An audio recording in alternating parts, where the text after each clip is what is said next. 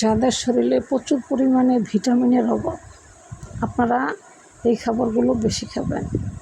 প্রথম হচ্ছে দুধ, প্রতিদিন 1 গ্লাস, লাল শাক, পালং শাক, সজনে শাক, সজিনা, তারপরে হচ্ছে গরুর মাংস, খাসির মাংস, তারপরে হচ্ছে কাঠবাদাম।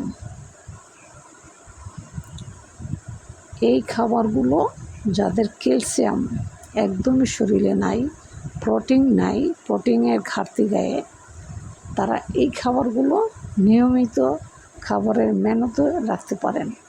এই খাবারগুলো প্রচুর পরিমাণে ভিটামিন, পুষ্টিকর, এনার্জি দেয়, ইভেন আপনার চেহারা সুন্দর করতে সহযোগিতা করে।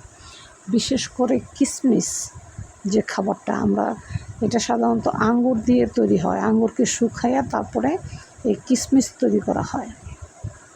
প্রতিদিন একটু করে পানিতে ভিজাইয়া সে কিশমিশ আর কিশমিশের পানি প্রতিদিন খাওয়ার জন্য চেষ্টা করবেন সকালবেলা।